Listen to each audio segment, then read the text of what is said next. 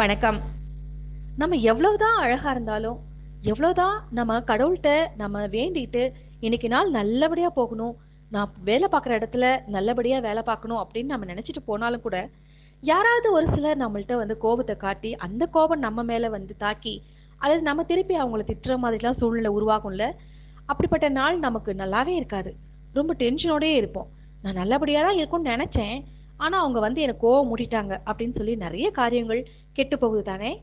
சரி, இந்த கதைய நம்ம கேட்போம். இது உண்மையாவே நடந்த கத. இத கேட்டு இதன் மூலமா நம்முடைய குணங்கள மாத்த முடியுமா அப்படின்றத பார்க்கலாம். எலிசபெத் கென்னி அப்படிங்கிறவங்க ஒரு பிரபலமான நர்ஸ். எவ்வளவு கடுமையா கோபத்த இவங்க மேல யாரு காட்டினாலும், அமைதியான, மென்மையான முகத்தோட மட்டும் தான் எப்பயுமே இருப்பாங்களாம்.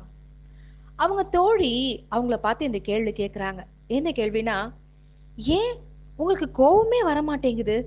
கோவம் வராம எப்படி உங்களால இவ்ளோ அழகா பணி செய்ய முடியுது?" அப்படின்னு கேட்டாங்களாம். அதற்கு எலிசபெத் கென்னி சிரிச்சுக்கிட்டே பதில் சொன்னாங்களாம். என்ன பதில்னா, "சிறுமியா இருந்தப்போ எனக்கு அளவு கடந்த கோவம் வரும். அப்போது என்னுடைய அம்மா எனக்கு ஒரு சின்ன அறிவுரை ஒண்ணு சொன்னாங்க. அந்த அறிவுரை தான் இன்னைக்கு வரைக்கும் கோபத்த அகற்றதுக்கு எனக்கு ரொம்பவும் உதவியா இருந்துச்சு." அப்படின்னு சொல்லி அம்மா சொன்ன அறிவுரைய சொன்னாங்களாம். அது என்ன அறிவுரை கேட்கலாமா? எலிசபெத், யாராவது உன் மேல கோபப்பட்டாங்கன்னா, அவர்கள் வெற்றி பெற்று விட்டார்கள் அப்படின்னு அர்த்தம். அவர்களை நீ எப்போதும் வெற்றி பெற விடாமல், நீ வெற்றி பெறணும் அப்படின்னா, கோபமே நீ படக்கூடாது அப்படின்னு சொல்லி சொன்னாங்களாம்.